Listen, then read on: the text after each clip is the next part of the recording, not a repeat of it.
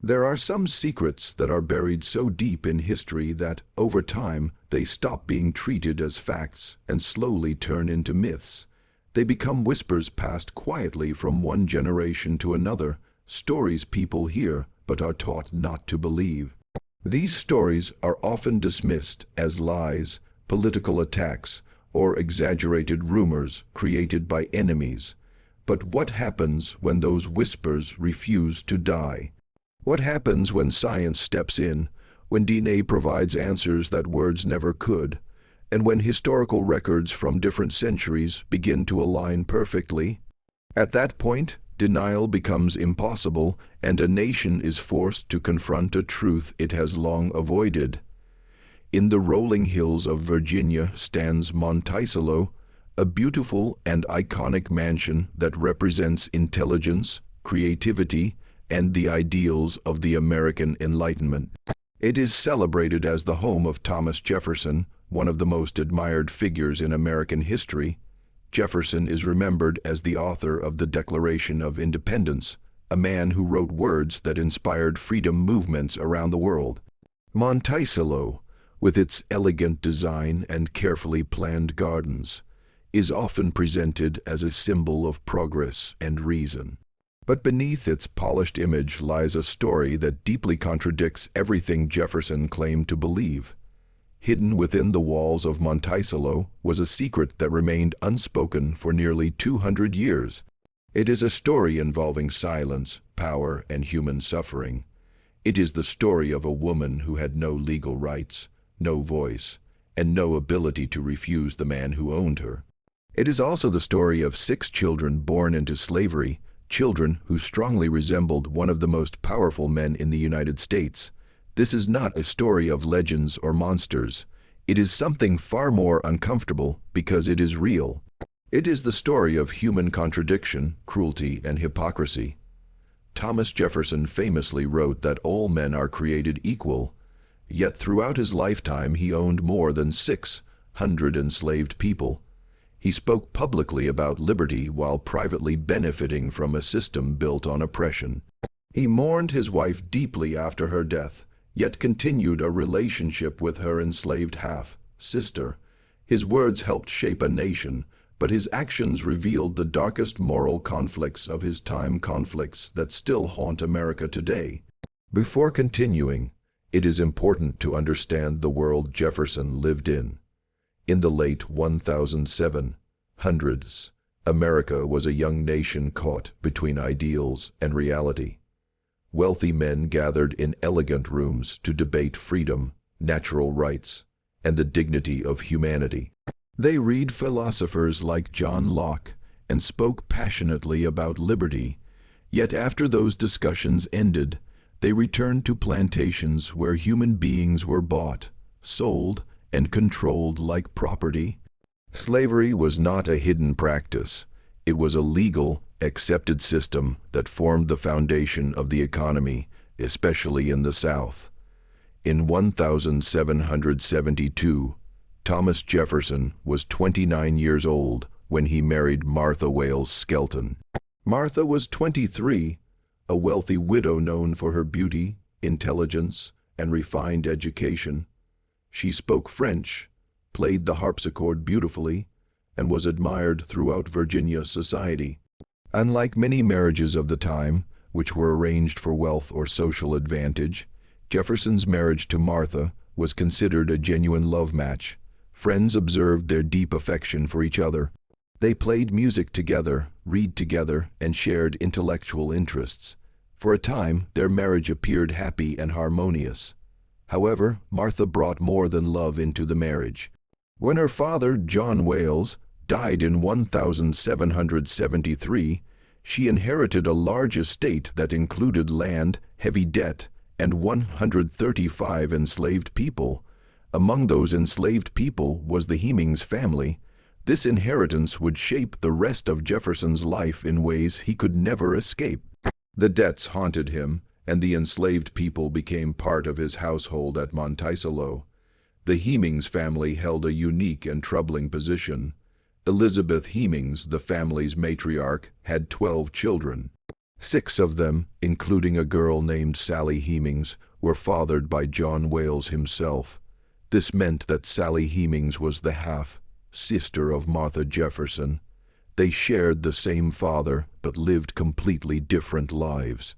Martha grew up in comfort, education, and privilege, while Sally was born into slavery, trained to serve, and denied basic human rights.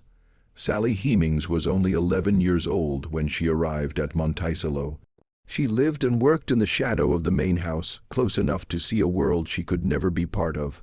Virginia law was clear and unforgiving. The status of a child followed that of the mother. No matter who the father was, if the mother was enslaved, the child was enslaved as well. This law ensured that children born from relationships between white men and enslaved women remained property. Even if the father was powerful, wealthy, or respected, the children had no legal claim to freedom. This system created a deeply disturbing reality. Martha Jefferson inherited her own half-siblings as slaves. She lived in a society where this was considered normal, understood, but never discussed openly. These contradictions were woven into everyday life, accepted without question. Jefferson himself benefited from this system while simultaneously criticizing slavery in theory. At first, Thomas and Martha Jefferson built a family together, having 6 children over 10 years. But repeated pregnancies weakened Martha's health. She suffered greatly, losing several children in infancy. By 1782, after the birth of her 6th child, her health collapsed completely. Thomas Jefferson devoted himself to her care, rarely leaving her bedside. Witnesses later described his grief as overwhelming. When Martha died at the age of 33, Jefferson was emotionally shattered. Before her death, Martha made Jefferson promise that he would never remarry. He kept that promise for the rest of his life. But her death marked the beginning of a new and far darker chapter at Monticello, one that would remain hidden, denied, and debated for generations. After Martha Jefferson's death, Thomas Jefferson was left completely broken, both emotionally and mentally, and for weeks he withdrew from the world around him. According to his eldest daughter, he locked himself inside his room, walking back and forth for hours, barely speaking, barely eating, consumed by grief in a way that shocked those who knew him as a calm and disciplined man. Jefferson had always believed in reason and self-control, but Martha's death shattered that balance, leaving him unable to focus on work, correspondence, or even daily life. Friends became deeply concerned, fearing that the grief might permanently destroy him, and eventually they convinced him that the only way forward was distance from Monticello, from painful memories, and from the silence left behind by Martha's absence. In 1783, Jefferson accepted an appointment that would take him far from Virginia, and by 1784, he sailed for France as America's minister, taking his eldest daughter Patsy with him while leaving his younger daughter Polly behind, as she was considered too young for the dangerous ocean journey. Paris in the 1780s was unlike anything Jefferson had ever experienced. It was alive with ideas, culture, art, and political debate, a city on the edge of revolution where old systems were being questioned and new visions of society were forming. Jefferson thrived in this environment, moving among intellectual circles, attending salons, meeting philosophers, artists, and political thinkers, and enjoying a level of freedom and admiration he rarely experienced in America. He immersed himself in French culture, studying architecture, agriculture, food, and philosophy, and for the first time since Martha's death, he began to feel human again. During this time, Jefferson also formed an emotionally intense relationship with Maria Cosway, a talented and charismatic artist who was married to another man, and although historians still debate whether their relationship became physical, their surviving letters reveal deep romantic attachment and emotional vulnerability, proving that Jefferson was capable of strong personal passion despite his public image as a reserved intellectual. Yet even as he rebuilt his life in Paris, Jefferson remained tied to Monticello and to the enslaved people whose lives were controlled by his decisions. And in 1787, he decided to bring his younger daughter Polly to France so that his family could be together again. Polly was only 9 years old, and someone needed to accompany her across the Atlantic, care for her during the long and dangerous voyage, and protect her along the way. And for this responsibility, Jefferson chose Sally Hemings, who was just 14 years old at the time. The choice itself reveals the imbalance of power that defined Sally's entire life. A teenage enslaved girl sent across the ocean to a foreign land she did not know, unable to speak the language, dependent entirely on the man who legally owned her. The journey took several weeks, and records from the ship's captain later noted that Sally took excellent care of Polly, acting with patience, responsibility, and emotional maturity far beyond her age. When they arrived in Paris in July 1787, Sally Hemings entered a world that would briefly change the meaning of her existence, because under French law, slavery was illegal, and any enslaved person who set foot on French soil could legally claim their freedom. This meant that Sally Hemings was no longer, in the eyes of the law, a slave. She could have stayed in Paris. She could have refused to return to Virginia. She could have walked away and begun a new life, and there would have been nothing Jefferson could do to stop her legally. But freedom on paper does not always mean freedom in reality, especially for a 14-year-old girl alone in a foreign country with no money, no family, and no protection. Sally did not speak French when she arrived, had no education, no profession, and no social support outside Jefferson's household. And the man who owned her was powerful, respected, persuasive, and more than 30 years older than her. What happened next is not fully recorded, because enslaved people were not allowed to leave detailed written records of their lives, and Sally Hemings herself never left behind letters or diaries that could explain her thoughts or feelings. What is known is that she remained in Paris for more than 2 years, living in the same household as Jefferson and his daughters, learning French, receiving wages for her work, something that would never have happened in Virginia, and slowly becoming more independent in small but meaningful ways. During this period, according to later testimony from her son Madison Hemings, Sally became pregnant, and Jefferson made her promises that would shape the rest of her life, promises that if she returned to Virginia with him, her children would be freed when they reached adulthood and would be given special treatment and preparation for life beyond slavery. The decision Sally faced was impossible: remain free in a foreign land with no support, or return to slavery with the hope that her children might one day live free. Whether her choice was driven by belief, fear, love, pressure, or lack of alternatives is something history cannot answer with certainty. But what is clear is that in October 1789, Thomas Jefferson returned to Virginia, and Sally Hemings returned with him, pregnant, carrying a child who would be born into slavery despite having a father who spoke so eloquently about human equality. When Thomas Jefferson returned to Virginia in 1789, life at Monticello quietly resumed its familiar rhythm, but beneath the surface, everything had changed. Sally Hemings gave birth to a son in 1790, a child who lived only a short time, but his birth marked the beginning of a pattern that would repeat itself over the next 18 years. Sally Hemings would go on to have 6 children, all born during periods when Jefferson was documented to be present at Monticello, and all showing a striking physical resemblance to him. This was not coincidence, and those who lived and worked on the plantation noticed it almost immediately. Monticello was not isolated from the outside world. Visitors came frequently, including politicians, neighbors, scientists, artists, and curious admirers of Jefferson, and many of them saw children who looked unmistakably like the master of the house. Even Jefferson's own white grandchildren grew up alongside children who shared the same facial features, the same complexion, and in some cases, the same talents. The resemblance became a quiet but powerful truth, acknowledged in private but never spoken aloud in public.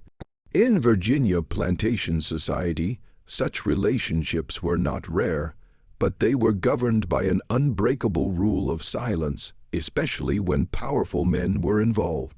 White men fathering children with enslaved women was common, yet those children remained enslaved, unacknowledged, and legally invisible, and Jefferson's situation followed this same pattern, though with far greater moral weight because of who he was and what he represented.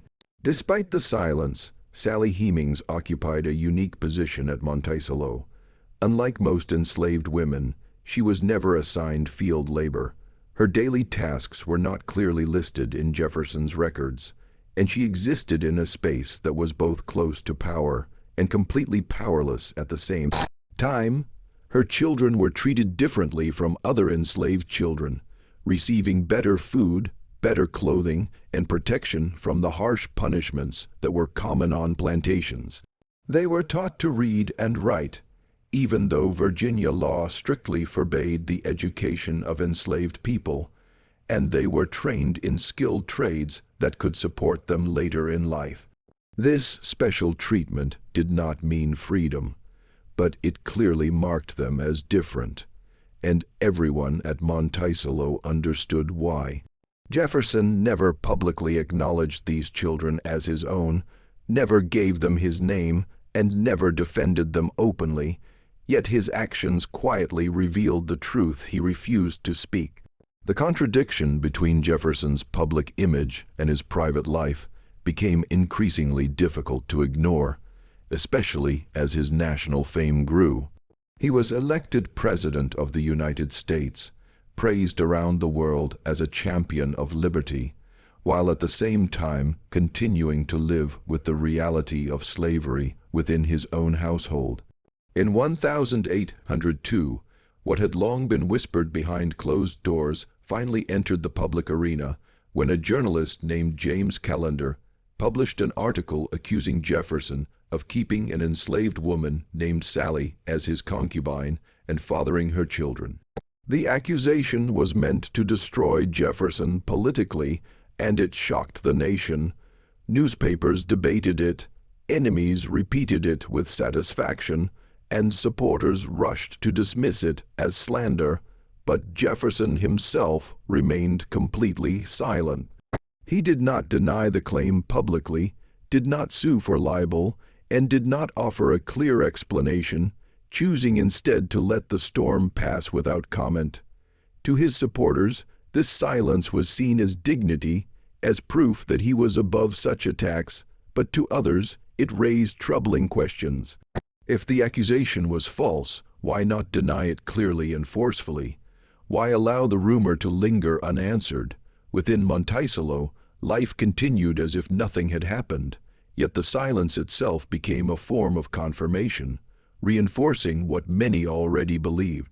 Jefferson's family developed careful explanations to protect his reputation, suggesting that another relative might be responsible, creating just enough doubt to preserve public respect, while avoiding direct confrontation with the truth. Meanwhile, Sally Hemings continued to live in the shadows, raising her children quietly, knowing they would grow up without a father's acknowledgement and without the freedom promised to others in Jefferson's words. Her life remained undocumented, her voice unheard, her experiences known only through the memories of her children and the careful observations of those who watched from a distance, while the contradiction at the heart of Monticello grew deeper with every passing year. As the years passed, the situation at Monticello became increasingly complex and quietly painful for everyone involved, especially for Jefferson's white family, who could not avoid the reality unfolding within their own home. Jefferson's eldest daughter, Martha Jefferson Randolph, known as Patsy, lived at Monticello for long periods and effectively managed the household, supervising enslaved workers and overseeing daily life on the plantation. She saw Sally Hemings almost every day, saw the children growing older, and saw their resemblance to her father become more obvious with time. These were not vague similarities but clear physical traits that connected them unmistakably to the Jefferson family, making denial emotionally difficult even if it remained publicly necessary. Yet within the family, a strict code of silence was maintained, not because the truth was unknown, but because acknowledging it openly would have threatened Jefferson's reputation and the family's place in society. The letters from Martha Randolph to close friends occasionally hint at her discomfort and emotional distress, using careful language to refer to situations she wished were different but felt powerless to change. She never named Sally Hemings directly, but the tension and sadness beneath her words suggest a deep internal struggle between loyalty to her father and awareness of the injustice taking place under her supervision. To preserve Jefferson's public image, the family promoted an alternative explanation, claiming that the children of Sally Hemings were actually fathered by Jefferson's nephews, Peter or Samuel Carr. This explanation served an important purpose by acknowledging the visible resemblance, while shifting responsibility away from Jefferson himself, allowing admirers to defend him without confronting the moral consequences of the truth. However, this story had serious flaws that became more apparent over time. Jefferson kept meticulous records of his movements, and those records showed that he was present at Monticello during the periods when Sally Hemings conceived each of her children, while the Carr brothers were often absent. Even Peter Carr later denied being the father, reportedly angered that his name was being used to protect his uncle's legacy. Despite these inconsistencies, the explanation was widely accepted because it offered comfort, doubt, and a way to avoid facing an uncomfortable reality. Meanwhile, Jefferson's behavior toward Sally Hemings's children continued to reveal a quiet acknowledgement he would never make publicly. Unlike most enslaved people, they were never sold, never sent to the fields, and never subjected to severe punishment. As they reached adulthood, they were allowed to leave Monticello without resistance, something almost unheard of in the world of slavery. Sally's son Beverly and daughter Harriet simply walked away in their early 20s, blending into white society and starting new lives where their past would remain unknown. No advertisements were placed to recover them, no overseers were sent after them, and no punishment followed, indicating Jefferson's silent approval. This act alone separated their experience from that of countless other enslaved people who risked brutal punishment or death for attempting the same. The remaining children, Madison and Eston, were formally freed in Jefferson's will, a rare and deliberate decision that further strengthened the case for their true parentage. Yet even in death, Jefferson avoided acknowledging Sally Hemings herself, leaving her enslaved while freeing her sons, a decision that reflected both the legal complications of Virginia law and his continued refusal to confront the relationship publicly. Throughout this period, Jefferson wrote eloquently about the moral dangers of slavery, describing it as a threat to the nation's soul and warning that divine justice could not be delayed forever. Yet his personal actions remained unchanged. He continued to live comfortably supported by enslaved labor, convinced himself that slavery was wrong in theory but unavoidable in practice, and placed responsibility on history, economics, and society rather than on his own choices. At Monticello, Sally Hemings lived out her days in quiet endurance, raising her children in a world that denied them recognition while preparing them, as best she could, for a future beyond bondage, embodying a strength that history would overlook for generations. As Thomas Jefferson entered the final years of his life, the contradictions that had defined his existence became impossible to separate from his legacy.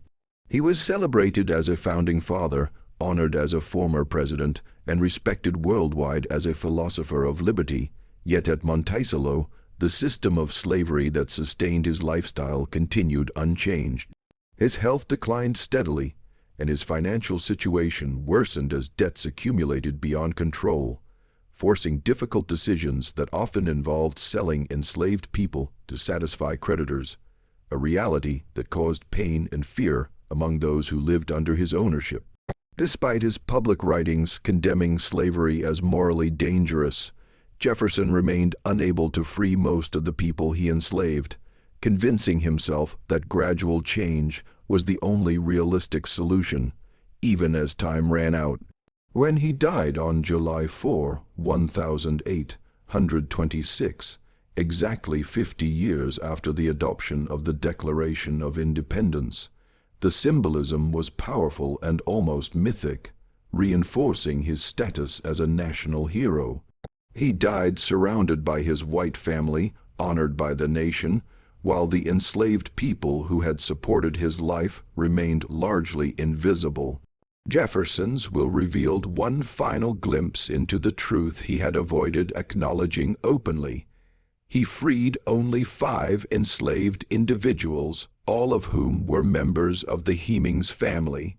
Among them were Madison and Eston Hemings, Sally Hemings' sons, widely believed to be Jefferson's own children, along with 3 of her nephews. This selective act of manumission spoke louder than any written confession, making clear that Jefferson recognized a special responsibility toward this family, even if he refused to name it publicly.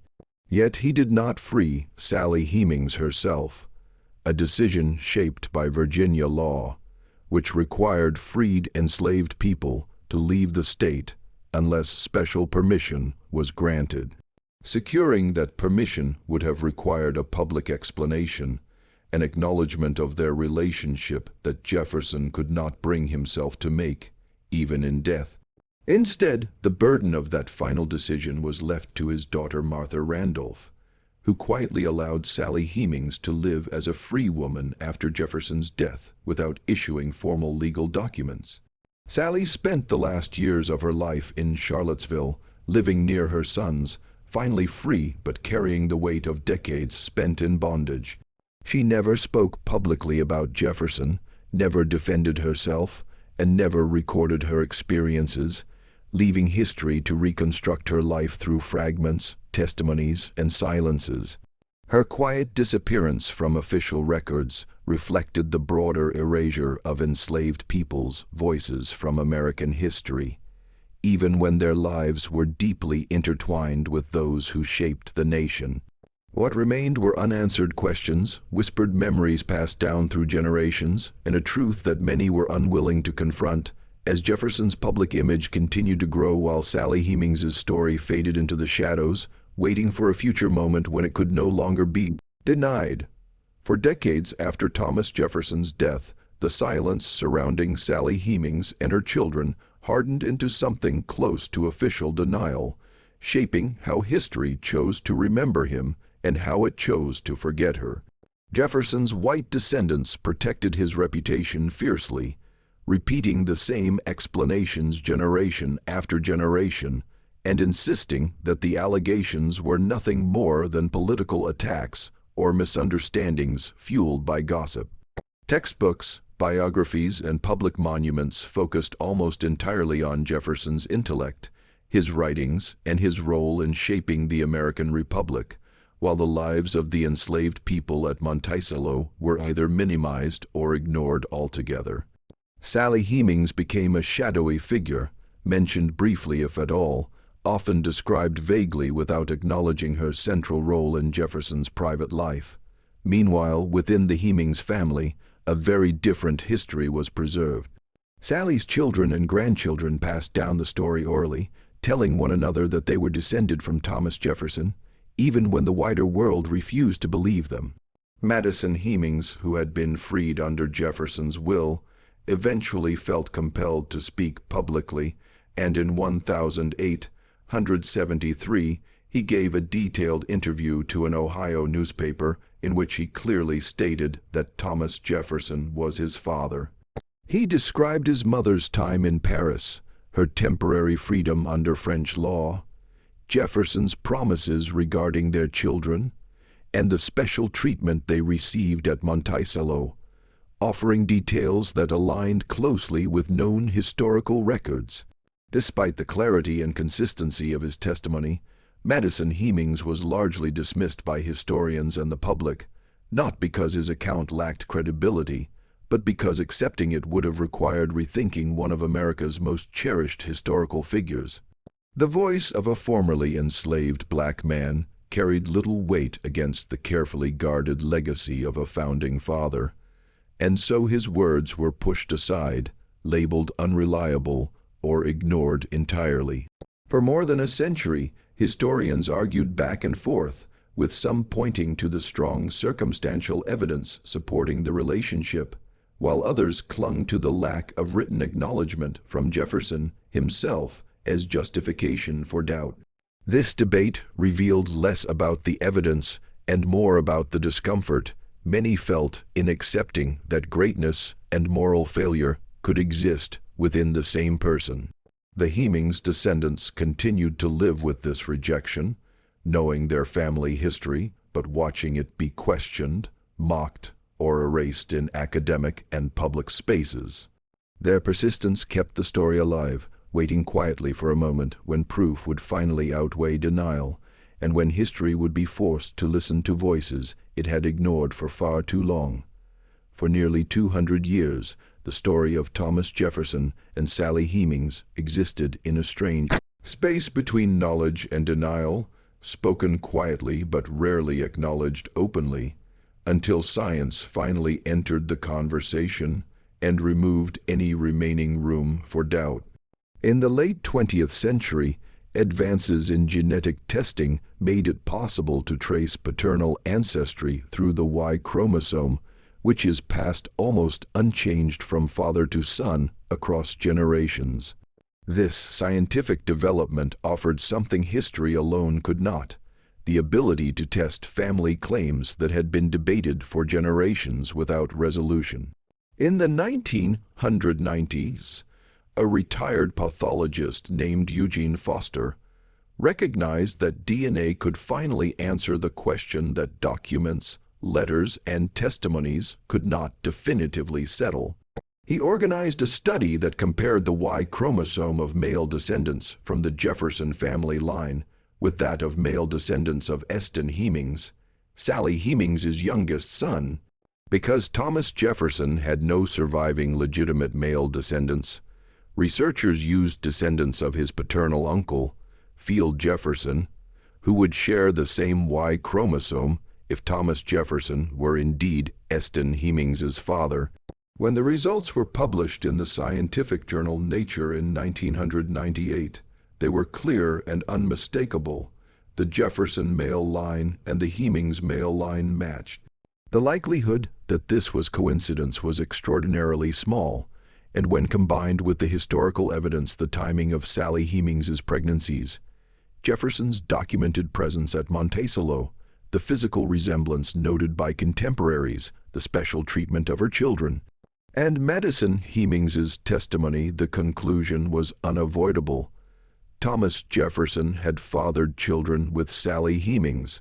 The revelation sent shockwaves through academic circles and the public alike, forcing historians, institutions, and families to confront a truth that many had resisted for generations. The Thomas Jefferson Foundation, which operates Monticello, convened its own panel of historians to examine the evidence, and in 2000 it released a report stating that the weight of evidence strongly supported the conclusion that Jefferson was the father of all 6 of Sally Hemings' children. This official acknowledgement marked a turning point, not only in how Jefferson was understood, but in how American history itself was told. For descendants of Sally Hemings, the DNA results were not a surprise but a long-awaited confirmation of what their families had always known and preserved through oral history, despite widespread disbelief. For others, the findings were deeply unsettling, challenging a carefully constructed image of Jefferson as a moral philosopher detached from the brutal realities of slavery. Public reactions revealed how difficult it can be to reconcile admiration with accountability. and how uncomfortable many people feel when forced to confront the full humanity of historical figures, including their failures. The debate shifted from whether the relationship existed to how it should be understood and judged, particularly in light of the power imbalance inherent in slavery. Modern historians increasingly emphasize that consent cannot be separated from power, and that any relationship between an enslaved woman and the man who owned her must be understood within a system that denied her autonomy, legal rights, and meaningful choice. At the same time, scholars caution against reducing Sally Hemings solely to a passive victim, acknowledging that she navigated a brutal system with resilience, negotiation, and strategic decision, making to protect her children as best she could. This more complex understanding does not erase the injustice she endured, but it restores depth and dignity to her life, which had long been flattened or ignored. The confirmation of the Jefferson-Hemings connection forced institutions like Monticello to rethink how they presented history, leading to exhibitions, research, and public programs that center the lives of enslaved people alongside those of famous leaders. For the first time, Sally Hemings was no longer treated as a footnote, but as a central figure in the story of Monticello, and her descendants were recognized as part of the Jefferson family narrative. Science did not merely solve a historical mystery, it exposed how deeply selective memory and denial had shaped the national story, and it demonstrated that truth, no matter how long it is buried, has a way of resurfacing when evidence becomes impossible to ignore. In the end, the story of Thomas Jefferson and Sally Hemings forces us to sit with discomfort rather than escape it, because it refuses to fit neatly into simple ideas of heroes and villains. Jefferson was a man who wrote some of the most powerful words about freedom and human equality ever put to paper, words that inspired revolutions, shaped nations, and continue to influence the world more than 2 centuries later. At the same time, he was a man who owned other human beings, benefited from their labor, and participated in a system that denied them the very rights he claimed were universal. This contradiction is not a small flaw or a minor footnote. It sits at the very center of his life and legacy, challenging us to rethink how we understand greatness and moral failure. Sally Hemings, on the other hand, left behind almost no written record, yet her life reveals more about the reality of America's founding than many official documents ever could. She lived in a world where her body, her labor, and even her children were legally owned by another person, where silence was often the only form of survival available to her. Whether she felt love, fear, resignation, or a complicated mixture of all three is something history cannot fully answer.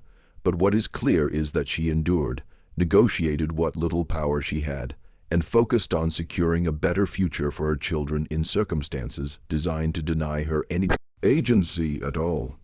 Her decision to return from France, where she was legally free, remains one of the most haunting moments in this story, not because it suggests simplicity or choice, but because it highlights how freedom without safety, support, or security can be an illusion, especially for a young enslaved woman. Alone in a foreign land, through her children, Sally Hemings ensured that her story would not disappear entirely, even when the nation refused to listen. The eventual acknowledgement of their lineage did not erase the injustice she suffered, but it restored her presence to a historical narrative that had long excluded her. This story also asks us to confront how history itself is constructed, whose voices are preserved and whose are erased. For generations, Jefferson's papers, letters, and achievements were carefully studied, while the lives of the enslaved people at Monticello were treated as background details, their experiences considered secondary or irrelevant. The resistance to believing the Hemings family for so long reveals how deeply race, power, and reputation shape what societies are willing to accept as truth. Even overwhelming evidence was not enough until science made denial impossible, and even then, acceptance came slowly and unevenly.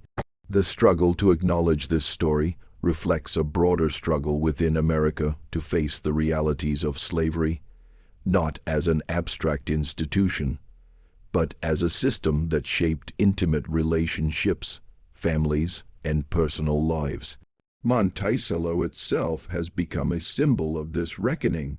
Once presented almost exclusively as a monument to Jefferson's brilliance, it is now a place where the lives of enslaved people are increasingly centered, where visitors are encouraged to confront the full complexity of the past rather than comforting version of it.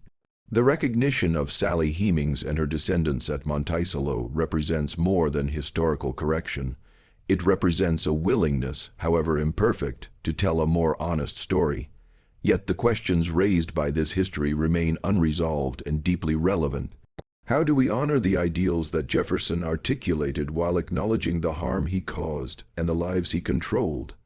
Can we separate a person's ideas from their actions, or must we hold both together, even when they clash painfully? What does accountability look like when applied to figures who lived in very different times, but whose choices had lasting consequences? These are not questions with easy answers, and perhaps they should not have easy answers. Grappling with them is part of understanding history not as a collection of myths, but as the record of real people making real choices under real constraints. The story of Thomas Jefferson and Sally Hemings ultimately reminds us that nations, like individuals, are built not only on ideals, but on contradictions. America was founded on promises of liberty and equality while simultaneously denying those promises to millions. And that tension has never fully disappeared. Acknowledging this truth does not weaken the nation's ideals. Instead, it challenges us to take them more seriously, to measure progress not by how beautifully principles are expressed, but by how faithfully they are applied.